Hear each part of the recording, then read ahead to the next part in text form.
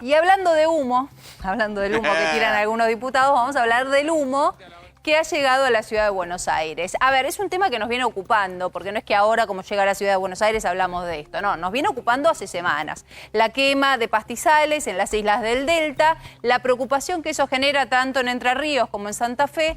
Y ahora pasó lo inevitable, días y días y días de humo, el humo no es estático, se va moviendo y llegó a Ciudad de Buenos Aires. Es mi amigo, pero es secretario de Medio Ambiente de la Nación y él me dijo, mira que va a llegar a Buenos Aires, me lo dijo hace una semana y tenía razón. Sergio Federovisky, querido, ¿cómo te va? ¿Qué tal, Rolo? ¿Qué tal, Sole? ¿Cómo están? ¿Cómo estás? Y sí, hay una cosa que se llama viento, Sí. que se mueve y que en estos días, bueno, estamos viendo, por ejemplo, que en estos días hace un poco más de calor, eso supone que hay viento norte, el viento norte tiene la tendencia a ir hacia el sur y hacia el sur de Rosario, que está Buenos Aires. Exacto. Mira qué cuenta simple era, ¿no? Pero y en realidad la gravedad es esto, ¿no? Siguen los incendios hoy, o sea, no estamos hablando de un tema que ya se Hace solucionó. 15 días que están incendiando las islas que están frente a Rosario. Hace 45 días que está encendido el delta superior del Paraná y la verdad es que no solamente es grave por todo lo que significa la afectación al humedal, lo hemos hablado, lo que significa en términos sanitarios, este humo que hoy tuvimos que soportar, es grave porque hay hoy 15 millones de personas al menos que están siendo rehenes de un puñado de productores agropecuarios que deciden hacer con sus campos exactamente lo que tienen ganas, sin importarle el bien común, sin importarle la afuera, etc.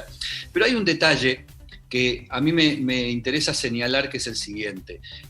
Se ha deslizado permanentemente esta idea de que están quemando pastizales y es una especie de acción romántica, folclórica, ancestral, de quemar los campos para que crezcan los retoños. Yo quiero hacer ahí una salvedad, una precisión.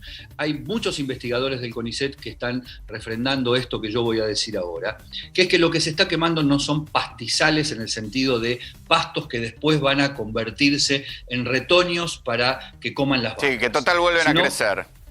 Exactamente. Lo que se está quemando es, por un lado, materia orgánica que está sobre el suelo, acumulada porque el año pasado, al igual que había ocurrido en el 2007, fue un año muy húmedo con inundaciones, y este es un año muy seco, al igual que el 2008, pero además están quemando pajonales y juncales, que probablemente no quiera decir nada para el que lo escucha, pero implica que se están quemando zonas para secar el humedal.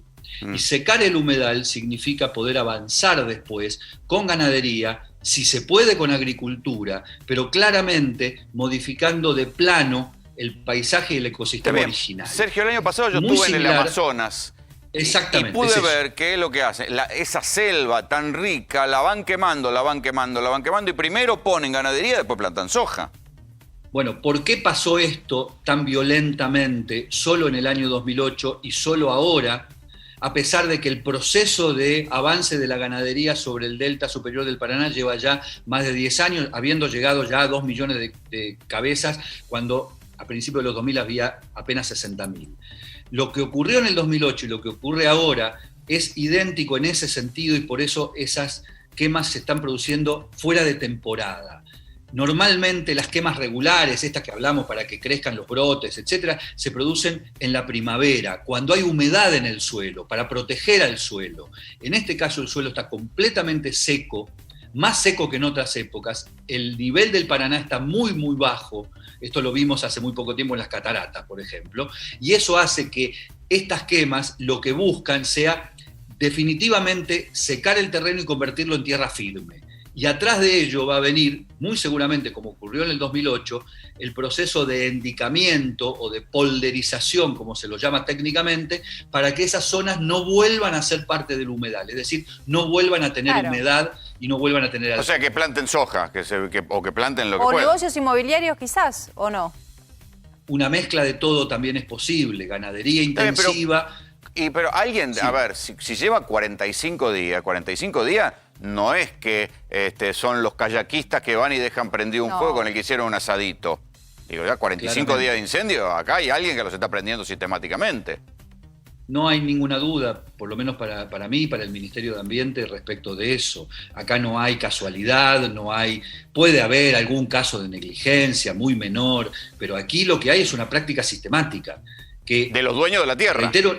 Reitero una vez más, por algo se repitió en dos circunstancias climáticas tan parecidas como el año 2008 y el año 2020. Acá hay un proceso de quema deliberado para obtener tierras que hoy le pertenecen al humedal. Sí. Sin ningún tipo de duda. Y para saber este humo que nos molesta hoy en Buenos Aires, que lo vemos nada más, está generando en Entre Ríos y en Santa Fe una irritación enorme. Basta hablar con ambientalistas del lugar para saber que no aguantan porque tienen que estar adentro de las casas con ese humo condensado. Claro. Si se siente acá, imagínate cómo se debe sentir allá. Insoportable lo que los está afectando. Así que, Sergio, te queremos agradecer y sobre todo por explicarnos un poquito de cómo es esto. Ya sabemos qué es lo que está pasando en las islas que están frente a Rosario. Son islas que pertenecen a la provincia de Entre Ríos. Atención con esto porque hay mucha discusión sobre cuánto está haciendo el gobernador efectivamente para apagar los incendios. Y la Justicia Federal de Entre Ríos ya procesó a 8 dueños de campos, entre ellos uno de los propietarios de la marca de jugos Baggio, que lo terminaron procesando por esto. Ahora bien, ¿qué puede provocar el humo? Porque acá hay mucha gente que hoy, por ejemplo, se quejaba del humo, de la molestia alérgica, la gente que tiene asma. O sea que además de coronavirus, ahora tenemos humo. Doctor Salemi, buenas tardes. ¿Cómo andan? Buenas tardes. Bueno, es como la gota que rebalsa el vaso, ¿no? Para muchos y sobre todo para los que están más cerca de los incendios. Sí, recién lo escuchaba el secretario y la verdad que tiene mucha razón. Esto se da dando de manera periódica. ¿Se acuerdan en el año 2008 cuando hubo la quema de pastizales en esa zona también, que cortaban la ruta que iba a Rosario? Que había manifestaciones y nosotros no podíamos pasar por la quema de pastizales y el humo. Hubo choques en la Ruta 9 en aquel año y ahí se empezó a complicar la cosa porque no se veía, tenían que cortar la Ruta 9 por el humo que había. El humo tiene esta particularidad y más en esta época, ¿sí? En esta época, sobre todo con este viento norte que estamos teniendo, por eso las temperaturas, lo está arrastrándose las zonas más pobladas de la zona del AMBA y la ciudad de Buenos Aires. ¿Qué nos va a pasar con el humo? El humo es un irritante natural de todo lo que son mucosas. ¿Qué son las mucosas? La cavidad de la boca, la cavidad de la nariz, la mucosa de los ojos, la zona que rodea los ojos, la conjuntiva, los ojos. Todo eso produce irritación, ¿sí? La mucosa se define por células que secretan moco, ¿sí? Toda esta zona es una zona húmeda, pero el humo produce una irritación, entonces aumenta la secreción de moco. ¿Por qué lo sufre más la gente que tiene asma, Rodrigo? Por eso, en pacientes con problemas respiratorios, esta irritación hace que todas esas mucosas se congestionen, entonces se engordan estas células. ¿Qué pasa con esto? El broncoespasmo, o la gente que tiene asma, sufre de esta patología y con una irritación mayor por el humo hace que se agrave su cuadro. Sí, además pensá que Buenos Aires es una ciudad que comparado con Santiago o con Beijing o con San Pablo, tiene mucha menor contaminación en proporción, pese a que es una ciudad grande, como tiene tanto viento, tiene menos contaminación y ahora tenemos el humo. El problema del humo no te olvides en este momento muy particular con el tema del coronavirus, aumenta la predisposición a infecciones respiratorias, ¿sí? ¿Por qué? Primero, tenés dos factores. Uno, la inflamación de toda la vía respiratoria hace que quede más débil la barrera de moco que nosotros tenemos para protegernos de los virus, bacterias, hongos y todos los demás, todos estos bichitos que nos enferman. Entonces es mucho más fácil que vos te contagies. No te olvides que tenemos al coronavirus dando vueltas. Y después un tema mecánico, la irritación ocular que te produce el humo. Tocarte.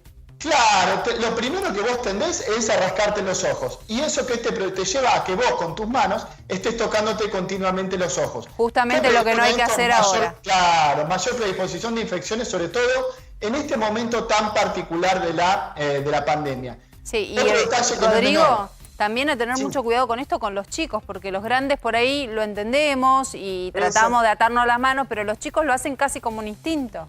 Claro, después tenemos el barbijo, ¿viste? Pero nos estamos tocando continuamente la cara. Otro detalle no menor, ¿sí? Se empiezan a confundir los síntomas. Un paciente con dificultad respiratoria, ¿sí? Con broncoespasmo, que empieza a saturar mal, vos lo tenés que internar porque necesitas oxígeno, ¿sí? Y por eso un paciente que no tiene coronavirus. Pero lo tenés que empezar a tratar como sospechoso hasta que se demuestre lo contrario. El tema es, en esta internación, con el sistema como está hoy en día desaturado, vos metés un paciente con problemas respiratorios en un hospital donde hay una alta densidad de pacientes con locura. coronavirus y lo más probable es que se contagien. Entonces hay que tener mucho O sea que cuidado. lo que menos necesitamos en esta época, doctor, era una invasión de humo. Te mandamos un abrazo, Rodrigo. Hasta luego.